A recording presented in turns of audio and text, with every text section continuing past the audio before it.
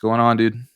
Yeah, it's been cold over here. I don't know how it is over there for you guys. About 20 something degrees right now, which is, I think that's cold to anybody, but it's not severe, Yeah, it's like 9 where I'm at, so right? it's pretty brutal. Oh Yeah. man, yeah. So seems like the podcast starting to get some attention. We got a decent amount of plays, surprisingly. Yeah, it's not terrible. I mean, I'm happy with it. Yeah, but I know it'll be fun to continue doing this, that's for sure. Like, I've never done it before. It's yeah, probably very obvious, but we're yeah, learning as we go. yeah. I got a bunch of cool interviews lined up, so hopefully we can get those out. I'm looking forward to it. I think last time we announced all the new releases, but we could quickly go back over that if you want to. Yeah, so we have a couple vinyl out. We still have, I think, 5 copies left of the Mind Prisoner record. We still have a bunch of tapes from that. We have a ton of Liminal Animal records. So we have some of those shipping out from the UK also. So for anyone in Europe wants to pick one up. And then we got a few releases planned. And hopefully within the next month or so, we'll be making some announcements for those. Um, yeah, dude. Um, that's all I can think of right now. Yeah, dude. And then everybody listening, if you could just subscribe wherever you're at, YouTube, Apple Podcast, or Spotify. That way, any future releases you get notified about, that'd be really appreciated. So, I think we can quickly go over. We can try this segment out and see how it goes. Like I said, we don't have to do this every time, but basically, just talk about what we've been listening to. If you're up for that. Yeah. Uh, well, let's see. Uh, I don't know. Lately, I just the record I've been listening to most is just that Morir. I don't know if that's how you pronounce it. Yeah, That something like that. record. I play it every day. I'm just like obsessed with it. I did pick that one up. It's amazing, Yeah. dude. Yeah. I don't. I just that opening track is just so crushing. I before I go to work, I just put that on just to get hyped up. So I don't know. It's probably my favorite like dark black metal album of the 2020s so far. And Yeah, like there's some other really good ones. I can't really think of the one I'm thinking of off the top of my head, like what it's called, who that band is, but this one's better, definitely. Like this is a great one. yeah. It's yeah. I'm obsessed with that record. I don't know something about it. It's it's it's definitely special. Uh, So that's the one that comes to mind for you. Yeah, Anything it's a big else? one. I haven't listened to the new Choir yet. Oh yeah. They just dropped it. I'm super pumped about that because the last record was it was disgusting. Man, it's brutal. So I'm looking forward to that. I already bought the vinyl. I'm just waiting for it to arrive. Nice. Yeah, I'll definitely be checking that one out. I got to wish list that still on Yeah, Bandcamp so I don't forget about it, but there's so much music, but that's a band that stands out as well for sure. yeah, yeah. It's killer. For me, I've just been listening to a bunch of post-hardcore, a bunch of Touche Amore, like their entire discography, but particularly the album is survived by that one, and especially like the remixed version of that album I've been really into. Hmm. Sounds amazing. I love that album. And then also this band called Coup d'etat, which is I think they're from BC, I believe, Hmm. something like that. They're from Canada for sure. But they're a three-piece little like screamo post-hardcore band that I've been really into as well. Definitely looking to pick up some of their tapes here soon. Nice. Really Yeah, cool. I think they had some of those really cool tapes I was showing you that are like translucent, and I was like, yeah, "Whoa, that's sick!" yeah. We gotta look into like make like doing some like different kind of like the shells and stuff. Um, I bought a bunch of tapes from the National Audio Company, and they're pretty good. So I know they have a ton of different kind of shells that we can look into for future releases. Hell yeah, Yeah, sweet. And then, do you know who Sands of Time Recording was using for his shells? I think my guess is the one in Canada, duplication. I think is Okay. probably We that's can where ask, but that's where his are most very guys. good too. So Yeah, yeah. I know. Like, I'm pretty sure Total Dissonance Worship uses duplication also. Um, but we actually had the vinyl for Liminal Animal. The record sleeves were printed by them, so nice. pretty good. Yeah, if you ever see like most of the time if it says like made in Canada, that's probably it's from them usually. I think there's a law where if you export something, like if you import something into the US from Canada, they have to put made in Canada on there. Yeah. Just like we didn't I didn't put that on there and they just tagged it on the record sleeve, so Oh, okay. yeah, So many laws. How can you keep up with all of it? I know. I was wondering. I had known about it, and I wasn't sure if they were going to do it. Like, I guess they could have just seized. They could have seized the import if it didn't have it, which is kind of crazy. Yeah, Well, right on. I'm definitely going to check out the choir that's coming out now. I don't know if it's out yet, but I'll check that new one out. And like I said, I really like the Maria album. That one's great. So yeah, both good picks. Today's going to be a little bit weird for the main topic. It's going to be, I think, you interviewing me. So yeah, that'll be interesting. yeah. We're going to talk about all the music you've made, which is a lot.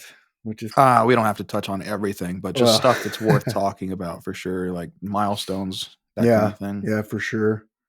I mean, like, so, like, how'd you get started with like music in general?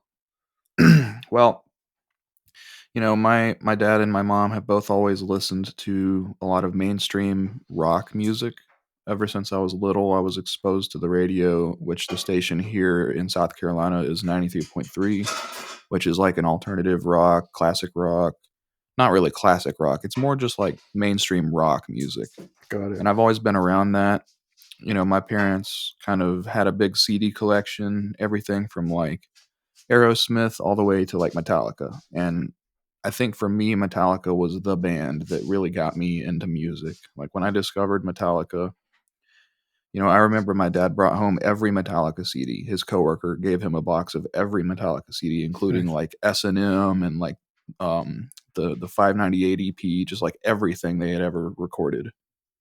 And so I just instantly overnight became a diehard just Metallica fan Yeah, and like listened to everything they ever put out for the next 12 years or so. Now it was mostly concentrated in my middle school days, yeah, 6th through 8th grade, but I've listened to Metallica since then, just a lot less since I got into more extreme metal that's more interesting to me. yeah, But yeah. it all started there. I mean, yeah, sorry, were you going to say No, something? I was gonna say like it seems like between like 12 to like 15 is very like important for like kids when they get into music. Like when you discover that thing, like that becomes like who you are. You know? Oh yeah, I was that kid that was writing the Metallica logo on all of my like papers at school and getting in Yeah, trouble for it. I mean, I was just all about it. That was my intro to metal. I yeah, was around the same time I was also really into bands like Creed and Nickelback and Stained and all that stuff. hmm, A little bit later on, was not Three Doors Down. It was 3 Days Grace was a big one for me. So all that stuff, just mainstream rock and metal. Um, and then I remember one day I was on Walmart's music website, which was a big way to buy music back when MP3s were popular. Like it was iTunes and Walmart Music.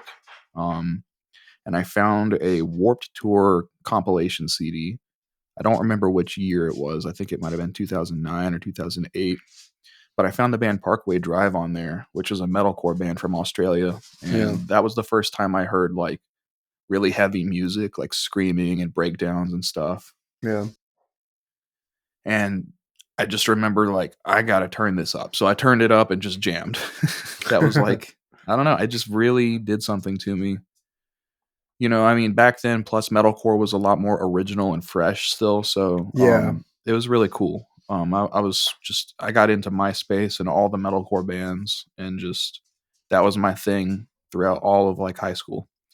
Um, and so with that, around the same time that I got into music, I think I got an acoustic guitar, and it was a Martin entry level guitar called a Sigma, was it? I believe something like that. Which now that's a cursed word, but it was a Martin Sigma, I believe, something like that. Yeah. And it was a really good guitar. I remember the first song I learned was what's that song off the Black album by Metallica that has the acoustic intro? Nothing Else Matters. And yeah, I just learned a bunch of songs, mostly Metallica songs. Just learned and learned and learned. I learned what tabs were, how they worked, and then I Yeah. just learned a bunch of songs for like years. I got an electric guitar, I got an electric bass at some point pretty early on. Yeah. How old were you when you picked up the electric? I believe my first electric guitar I got very shortly after the acoustic. It was a J. Tercer Les Paul copy. That thing weighed like 12 or 13 pounds, and it fell over and the headstock broke one day, so I didn't have it for very long. But I got a Ibanez RG Yeah.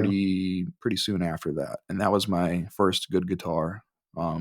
I learned everything on that guitar for years, and I would just use regular, like 10 to 12, 10 to like 52 strings or Yeah. whatever, tune it down to like peripheries tunings and stuff, which are like 7 string tunings. Yeah. Yeah. I don't know. I got into, from MySpace, I got into all kinds of different metal, but that's where I discovered all of the bands that I still love, like Periphery was on MySpace. Some of the death metal that I found was on MySpace too. Like everybody was on MySpace. So, Yeah. but yeah, Yeah. I think I didn't answer your question. I think I would have been maybe 11 when I got my electric. Oh, Yeah. nice. Yeah. Yeah. I think like the whole like MySpace scene, like that really like transformed like a whole generation of like metal fans. Like deathcore, metalcore really blew up. Like it was kind of crazy. Oh yeah. I mean, that's how I found out about, Bring Me the Horizon and, all those bands, of Mice and Men, all the ones that we were like super into in high school. The Hmm. ones that I would learn the riffs with my friend Kale or my friend Zach or other people. I mean, I still know how to play all of the Devil Wears Prada's album, with Roots Above and Branches Below, just because I played it so much when I was like 12 or 13 years old, and on my Ibanez and Drop D.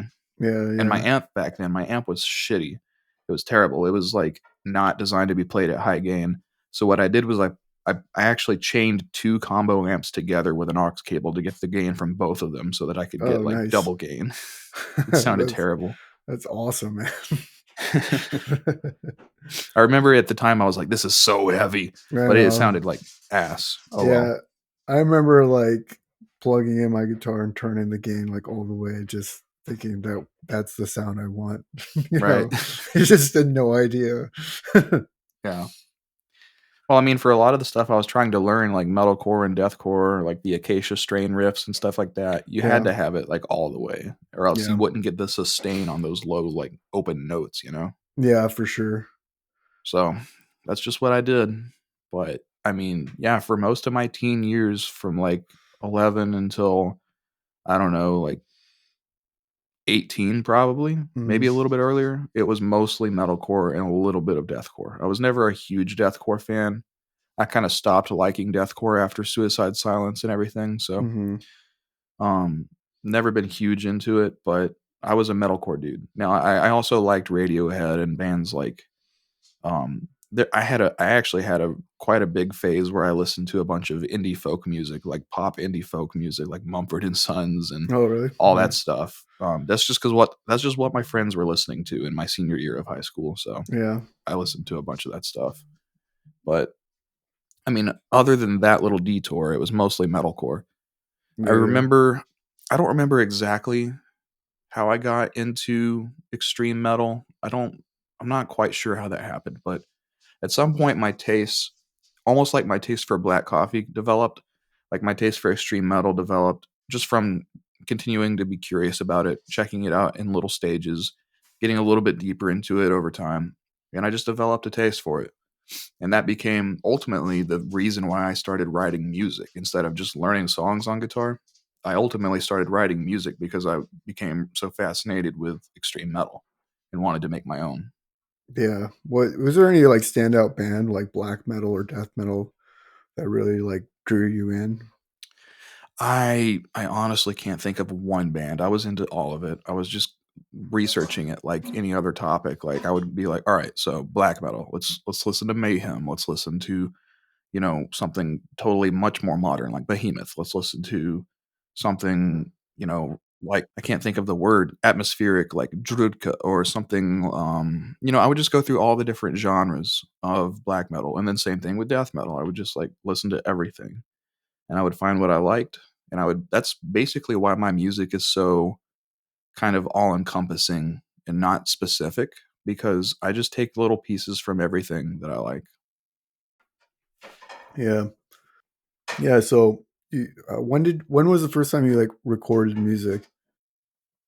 I mean, for a long time, I had Cubase, which is my DAW. I had a copy of it. Like I bought it in I think 2015. Hmm. Um, and I had it, but I could barely use it. So I would record like riffs or something like that. And I had a bunch of like projects saved where I had just recorded 30 seconds of audio. But that's as far as I ever got. I did that for a long time. And it's the same thing as like with my music taste kind of developing. I just dip my toes into it a little bit at a time, a little bit of it, just more and more slowly, until finally I decided now is the time for me to start learning how to record music. I don't remember exactly when that was. It would have been maybe 2019 or so when I got serious about it. And I actually started with FL Studio. Like I had Cubase, but I decided, you know what, I'm going to buy FL Studio, and so I did, and it got me going. I recorded a couple demos that are still on my SoundCloud, and it got me hooked. But I realized pretty quickly that this wasn't the DAW for me, so I went back to Cubase and decided to actually bite the bullet and learn how to use that software. And it took me a while. Like it's really complicated. Like there's a big learning curve. Like it's a power user software for sure. There's a bunch of keyboard shortcuts and stuff you got to learn, and Yeah. just so it took me a little while to learn how to use it, but not too long after I went back to Cubase and got real serious about learning it, I started writing riffs for what would become Shrouded Mirror, which is the first kind of real project of mine that I would ever release music from. Yeah. I heard some of the Shrouded Mirror stuff is like just kind of like sounds like kind of like old school death metal. Yeah. Tell me more about Shrouded Mirror. Like, what was the inspiration for that? I mean, the inspiration for it was, like I said, it was a culmination of everything that I listened to in the form of death metal. There were no specific goals. There were no specific genre limitations. I was just going to write death metal that I was inspired to write based on everything I was listening to. So, I mean, that first song that I released is called Elden Bridge, and the demo is, I think, still out there on streaming. I could be wrong about that. It's definitely on YouTube, but it's fun to go back and listen to it because it's really creative. Like the drums and everything were mostly like hand programmed and stuff, Hmm. and I wrote really weird stuff for that song. It's very strange. The guitar layering and everything. Yeah. I mean, I didn't know what I was doing, but it sounds cool. Like the blast beats with like the clean guitar and everything, and then the lyrics, which are about like this phenomenon of where basically like a volcano erupts, and then this huge cloud of like just scalding gas rushes down the volcano and like just wipes everything out around it, and it moves faster than you can drive. And Yeah. I can't even remember what it's called right now. Pyroclastic flow, that's what it's called. So that's what I wrote the song about because that was the most metal thing I could think of at the time. Yeah, I think that's the first track you sent me, man. Yeah, it was pretty cool. Yeah, it was awesome. And I was just learning how to scream. That was my first time recording like screamed vocals. Yeah. It was all very just Like, I don't know, that I think of that as the nucleus of everything that I do now.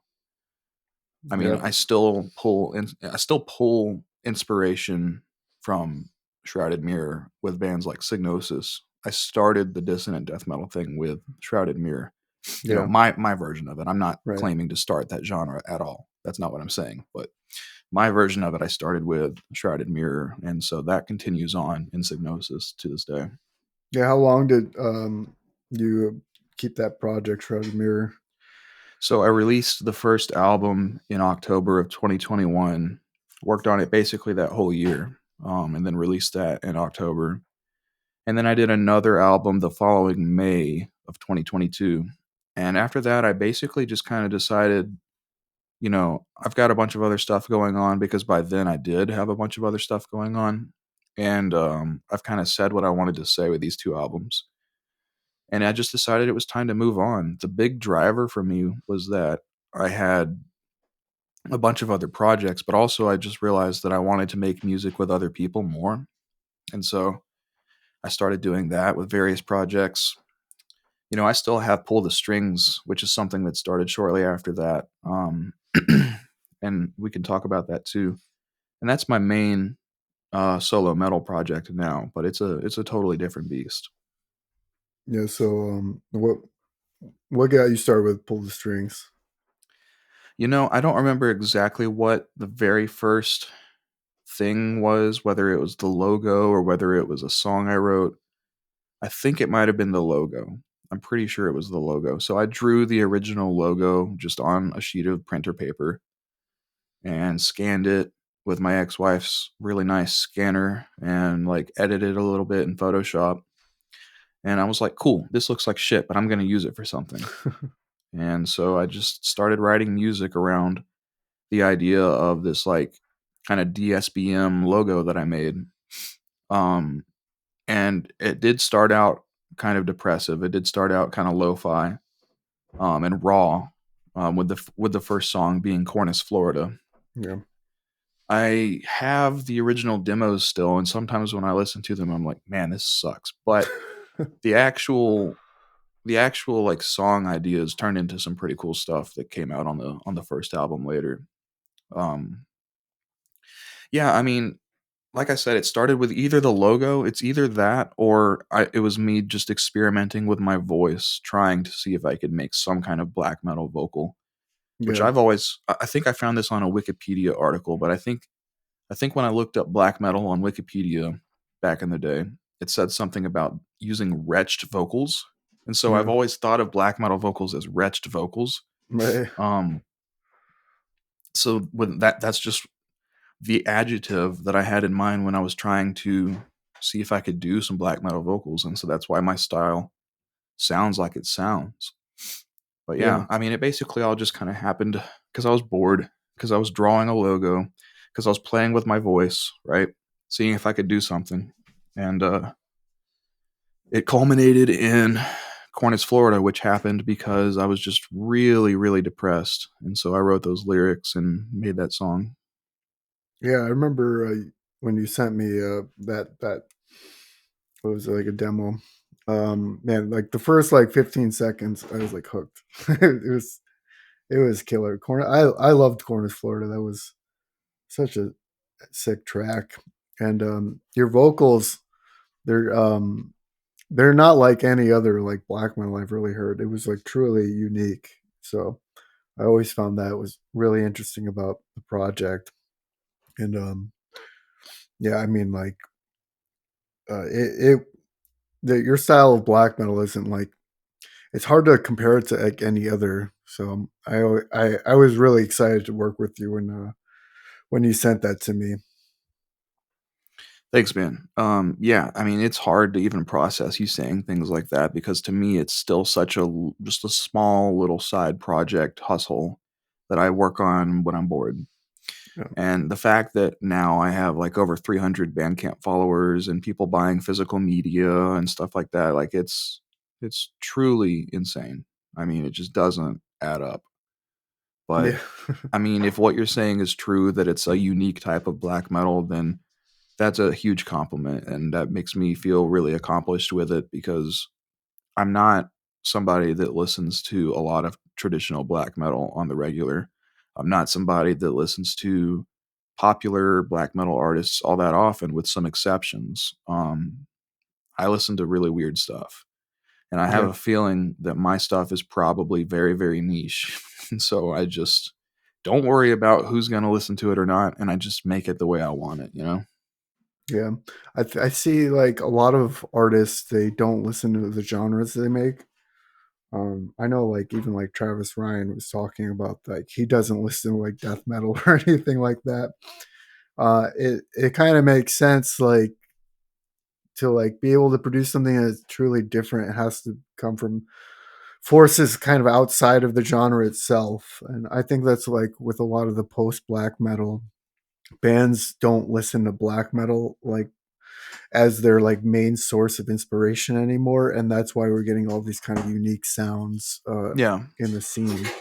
So I think your influences coming outside of black metal is a good reason why you were able to create such a unique sound in the black metal scene.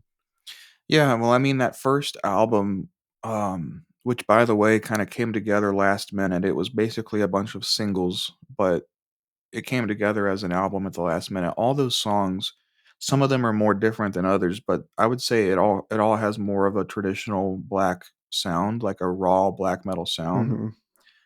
But once I did that, once I got all that out, I kind of didn't want to do that again. And Yeah, so the next release after that, that came out earlier this year, was much different and a lot more polished and a lot more progressive metal ish. Like it's very, it has fusion of different genres, and that's basically where I'm going to take the project going forward. Is, fusing genres together, and you know, um, I'm not sure entirely how the production will sound on this next album, because I'm gonna let my intern mix it, so it's gonna be like a co-creative process. But yeah, I mean, musically, I'm just not inspired to make straight like dungeon lo-fi black metal. That's not really my thing.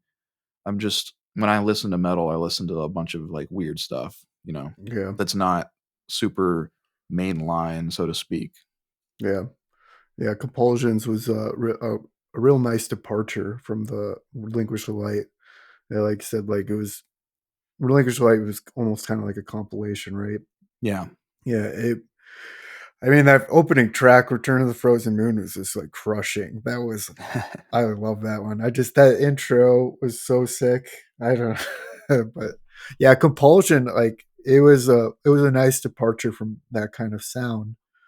And it was really, really different. Like it almost sounded like you had like some electronic elements to it and stuff. Yeah, totally. Yeah, and you're not expecting that. I wasn't expecting it for Pull the Strings, which is like to me that's a good thing. Really like pushing your sound into like ideas that most people will not like even try to approach. So I thought that was really cool with Compulsions. Yeah, I mean, there's people that do interesting things to me with black Mm-hmm. metal. There's lots of them. And that's the thing, is that there's actually probably more people doing interesting things with black metal as a flavor, as Mm-hmm. opposed to people making straight black metal at this point. Yeah, yeah. I I mean, mean, it's like really cool.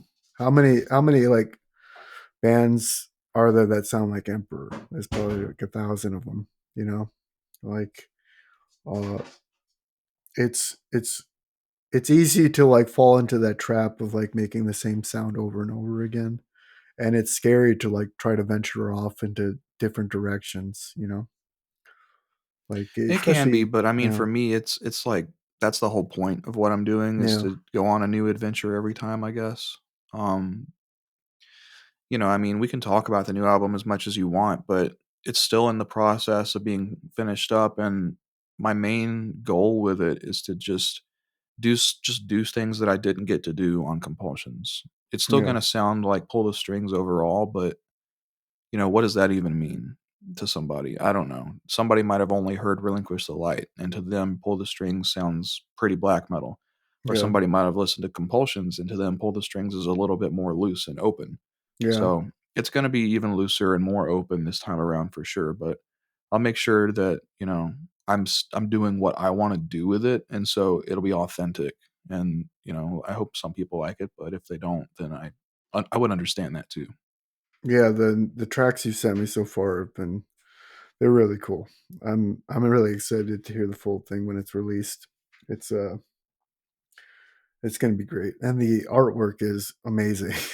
Man, Absolutely, dude. dude, That's my favorite thing about it so far is the artwork that our friend Alia did. It's yeah, got this really cool, like, a person sitting in a living room and they're like looking down, like they're really sad, and then there's like this window or like screen yeah, with the Bikini Atoll nuclear explosion, right? yeah, So it's like shining on them, and the lighting and everything is super just dramatic, and then it's got some flames and stuff. It came out great. yeah. It's epic. It's epic. Yeah, super happy to have him like working with the label. Uh, he's gonna be he's gonna be putting out some music with a label here soon. But yeah, his artwork is amazing. So Yeah, dude, we work with some great people. yeah, It's absolutely. awesome.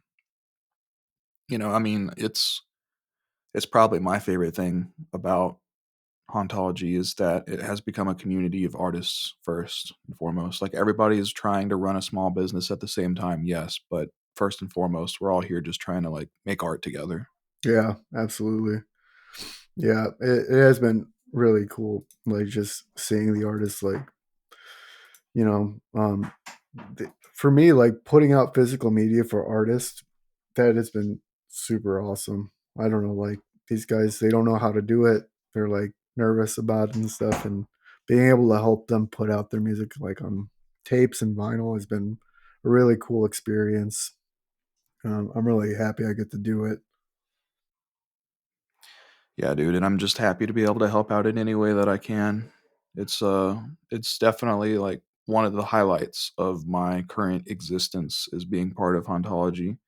I'm not even just saying that. I mean, it's true. Like, I go to work, I have a full-time job, a day job, and I'm like constantly thinking about what I can do for the label, what's going on with the label. Like, I'm just thinking about making the music that I'm currently working on. I'm thinking about the bands that I'm going to be playing shows with here soon. I'm just thinking about music all day, basically. Yeah, no, I'm the same way. Whenever I'm at work, I'm like, man, I gotta figure out like how to get these bands heard. Like it's all I think about. It's like Yeah, how do I get these bands heard and like reach as many people as possible. Um, yeah, but dude, you're killing it, man. You really are. You're the guy I would want running this label for sure. no, thanks, man. Yeah. Oh, we got kind of off topic. Let's get back into to your music projects. Any other projects that you say like you want to talk about? Yeah, I mean, I have a range of genres that I've kind of worked on. I got into like emo and screamo with my old band Sherwood in 2022 and released a ton of music together with Andrew. That was a big chapter of my life. And from there, once that was over, I had this void where I wanted to make post hardcore just totally, exactly how I envisioned it. And that's what Snowing in Peru is. That became my solo post hardcore project. And I've released an album and an EP with that project. It's currently on hold because I just have two live bands going on right now, and Yeah. those just take more effort and more time than I have. But yeah, there's those two. Those are like the post-hardcore projects. There's a new one now as well, which is one of the live bands. It's called Shining Sun, Burning City, and we're hoping to get playing shows sometime in the next like 4 months. And that'll be fun because it's George, or Gavin as he's known to some people, from Signosis, which I'll talk about too, on vocals, and I'm on vocals. It's two vocalists, so that'll be a Nice. fun post-hardcore project for sure. Dude, that is one of the coolest names I've ever heard. I just love like the band names that are kind of like they're not like traditional band names, you know. Yeah. I love it, you know. Yeah, that's what I was going for, like something like provocative and maybe a little bit um pretentious, but something artsy over something memorable, you know? Yeah. Yeah, you know, I encourage artists to, like, think outside of, like, traditional music when, like, coming up with your ideas. Like, you don't have to have, like, normal song titles, album titles, band names. Just be as creative as you possibly can. Like, that's how I am with a lot of my music. Like, I don't care how long the song title is. Like, Right. like, it's just be as creative as you want. Like, there's no rules. You just do whatever you want. That's true. If as long as you can print it on the like CD sleeve or whatever, Yeah. then you can do that. That's totally true. Streaming services be damned anyway. Yeah. So who cares what their Yeah. metadata We don't limits care are? about them. Yeah. Yeah. I um, mean, yeah, screw streaming. yeah. I think we made it clear that that's kind of how we feel Yeah. after the first episode. Yeah. So, Yeah. So I mean, there's those three. Those are like my post-hardcore projects. mhm, And then metal, we already talked about Shrouded Mirror, which is now inactive. We talked about Pull the Strings, which obviously is active, still working on it right now. Um, there have been some other small things that I've done. There's something unannounced that is yet to come out that I'm really excited about. And then there's Signosis, which is my current main live band, where I do vocals and bass. It's like a dissonant death metal band. And yeah, that's that's a lot of fun. Like, it's really cool that we have some shows lined up for that. I'm excited about all that. yeah, Um, that's the metal stuff. I might be forgetting something because I do make a lot of metal. And then I have also released, some music just under my name, Alan Brucke, which is usually just me and an acoustic guitar, maybe like a synth or something, just writing songs, because that's one thing that I've gotten better at over time, is just writing songs that are like good enough to stand up with just a vocal and a guitar. So I like to do that sometimes. yeah. You're like a machine when it comes to music. You're just like, I don't know. You just like drink black coffee and write. That's what you do, Well, man. this has actually got sugar and creamer in it, so I Okay. can't say it's black anymore. I did used to drink black coffee, Yeah. yeah, but these days I just need to get it down faster. Yeah. I hear you. Um, but no, I mean, that's part of it. Caffeine helps, but Yeah. really the secret to me, the thing that makes me tick, and the reason why I write so much music is my bipolar disorder, which I've never been secretive about. It's a big part of my life. I turned 24, and basically overnight I became bipolar, which is how it happens. It usually starts when you're like in your early 20s. And I'm bipolar type 2, Hmm. which is like manic depressive. So I still get depressed when I'm not medicated, which I am now. Hmm. It's basically no depression now, which is amazing. But I still deal with the mania. And the mania, or the manic episodes, is basically why I write so much music. Because what it is, it's not anything crazy. Like, it's basically you just have more energy, Hmm. but like enthusiastic energy.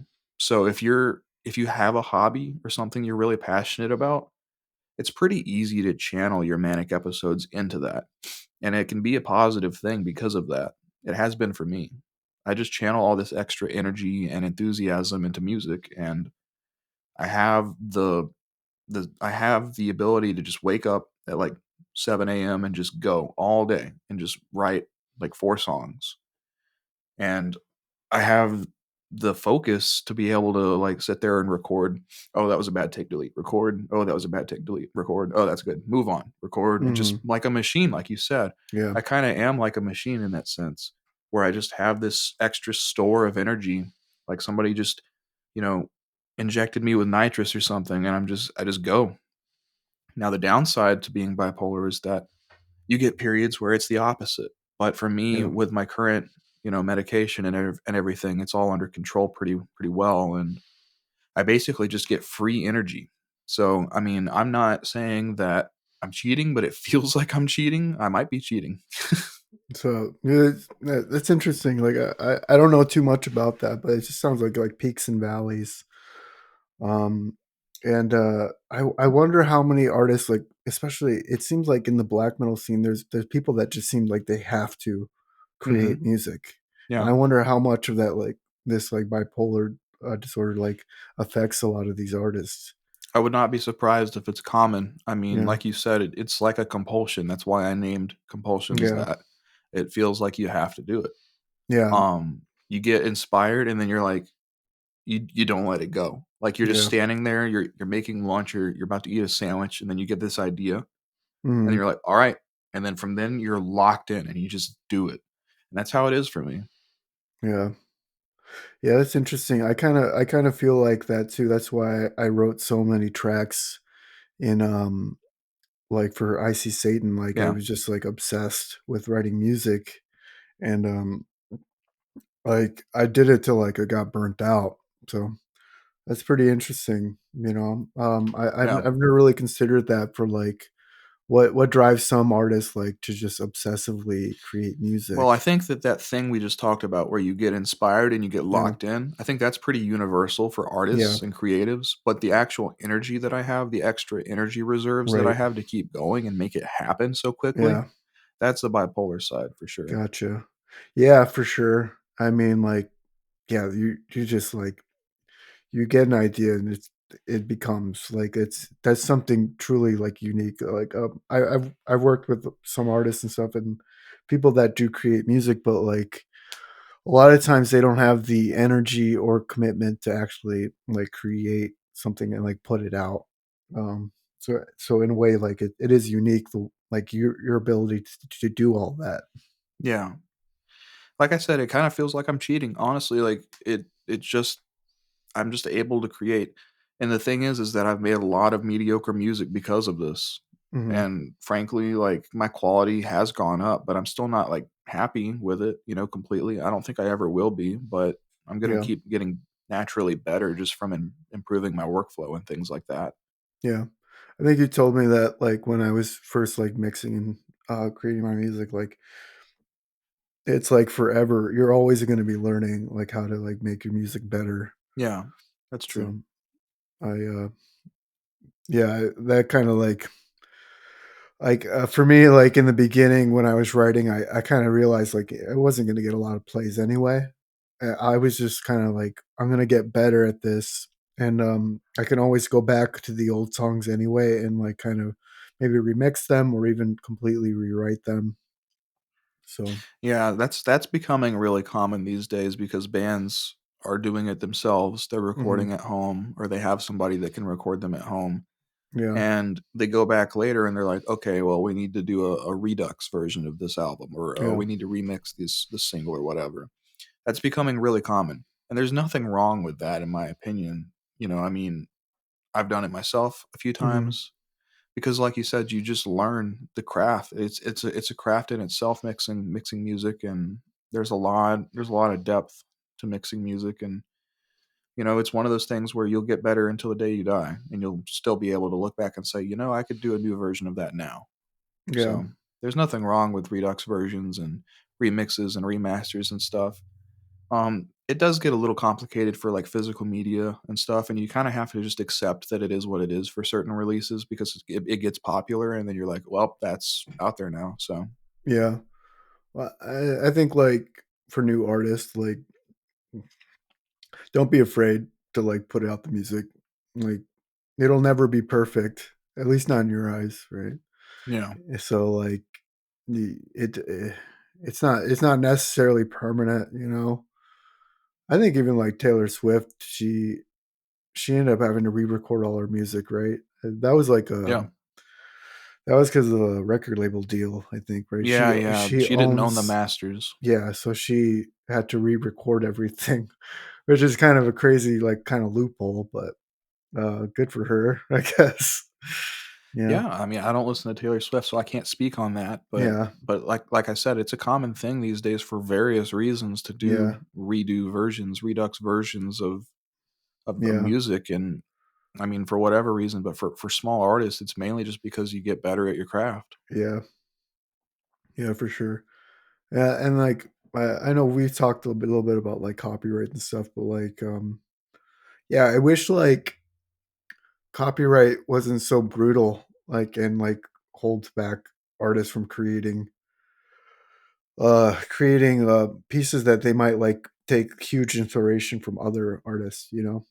Um, so I think that's like a different. Maybe this would be a better topic for a different podcast, but like, Yeah, I mean, I have thoughts about that we could talk about in the future for sure. yeah, Copyright and all that. I'm not very educated on it, so I should do some research before then, but just in general, it's the same thing I said in the first episode. I think about for most of history, you'd have like you'd go to a tavern and there'd be a bard and he would play songs. He didn't write the songs, yeah, but he's adding a new verse yeah, every 2 minutes to it or something like that. I don't know. yeah, It's all just iteration. It always has been inspiration, and there's always been artist theft, and there's always yeah, been, all of that. To me, streaming is the only reason why any of it even matters. If it weren't for streaming and we were just selling our music to fans directly yeah, and having small fan bases and focusing on the artists like that, none of this really even matters, in my opinion. So, yeah, yeah. I think we're in agreement. Like, I, th- um, I think copyright just kind of stops art from being created instead of like protecting art. Um, I mean, like bands encouraged stealing music in the past, you know, that's true. like so.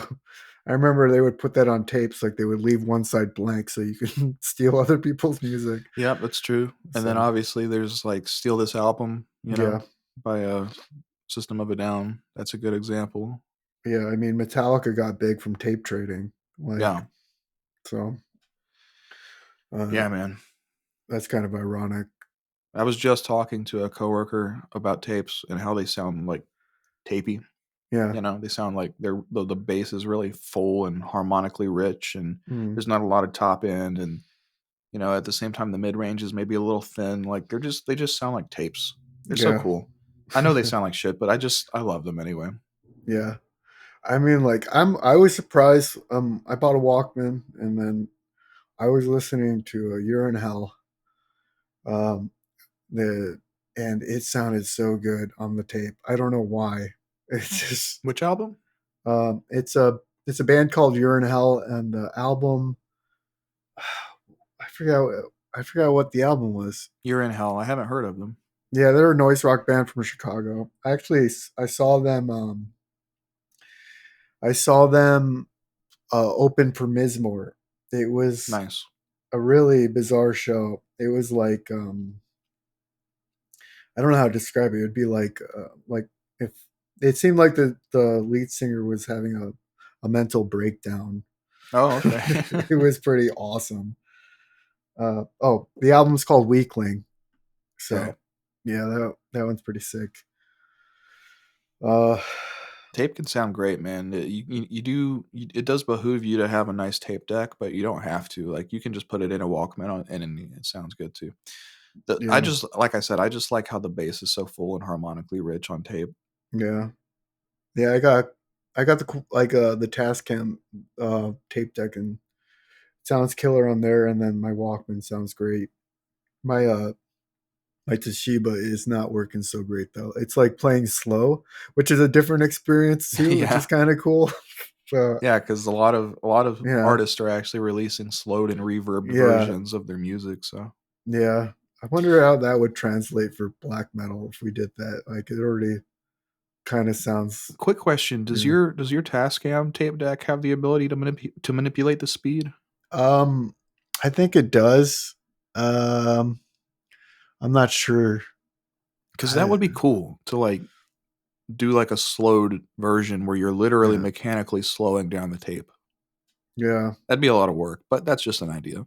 yeah. I mean, like, I think you can. I don't know how to do it though. Yeah, Yeah, maybe what? Maybe I'm messing with the pitch correction, pitch maybe control. that There's could a. probably.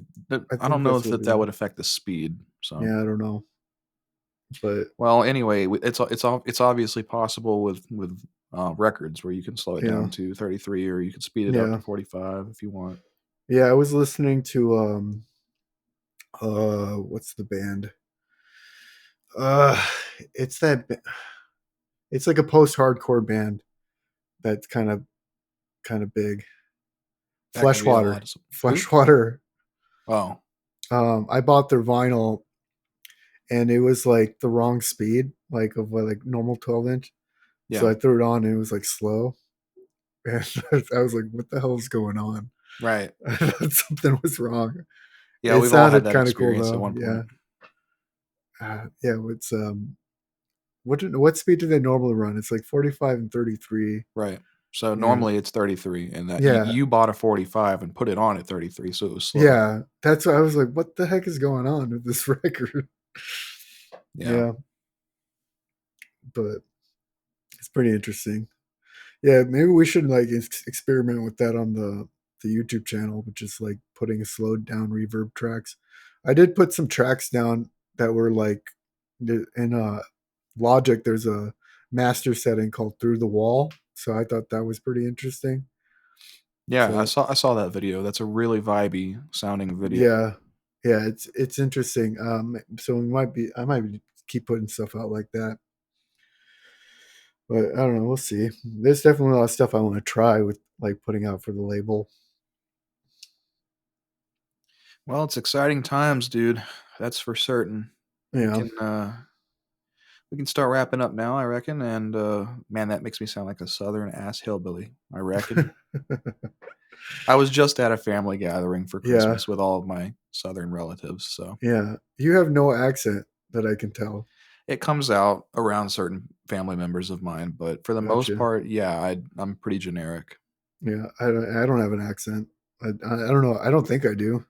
You Do I? don't sound like yeah, you don't sound like a Chicagoan or whatever. Right. Yeah. It's like I would have like a Midwest accent, but like not, I don't know. In Wisconsin, they kind of sound like like Minnesota, Wisconsin. Some of them sound kind of Canadian in a way. Yep. Yep, It's kind that's of true. weird. But no, I don't think I have any of that. So Yeah, I think honestly, if you trace it back, it just comes from me not wanting to fit in with anybody when I was a teenager, and so I just kind of didn't talk like everybody talks around here. okay. Yeah, that's interesting. Yeah, my parents, both their first language was Spanish, and they never taught me Spanish. So, like, I can't tell they have. I don't think they have an accent, but people tell me my dad does, but I can't hear it. Yeah. So, kind of interesting. Yeah, I don't know, but I don't know, man. Anything else you got to announce or anything? Really just that the new Pull the Strings album will be coming out March 3rd, Yeah, it's and gonna be that'll be with awesome. Hauntology, of course, and it's called Go Home and Cry. Very dramatic title for the album. I guess I could say why it's called that. Literally, I was just at work and we were cleaning up, me and my coworker, and we were sweeping up the floors. And I can't remember exactly what I said, but he was just like, "Yeah, I guess I'll go home and cry." Joking. He Yeah, laughed yeah, immediately after he said it, but the fact that that was what he thought to say just stuck with me, and so I said, "You know what? I think you just named the album." yeah. Nice. I know I've heard that many a time at my job, and so it's definitely something a lot of people will relate to. Yeah, I mean, the album in general is just about the fucked up shit going on in the world and also just the situations we find ourselves in it. So Yeah, it just seemed like a nice. good title. Yeah, the artwork's great. Album name sounds great. Very excited to hear the rest of it. Hell yeah. And if any of you guys want to have this on physical media, let us know so that we know if there's demand. Yeah. And I appreciate that in advance. All right. Well, I guess we're going to wrap up here. All right, man. Thanks for listening to Dissonant Echoes, the Hauntology podcast. We'll see you next time. Take it easy. Thanks again for checking out Dissonant Echoes, the official Hauntology Records podcast. So I'm going to end this episode that was all about my musical projects with a couple songs of mine. One will be Pull the Strings, and then another one will be actually something I forgot to mention in the episode, which was the very, very first metal project I was ever a part of, which was Odyrmos, a band from Greece. And I'll play a song with me on vocals from that. So I hope you enjoy.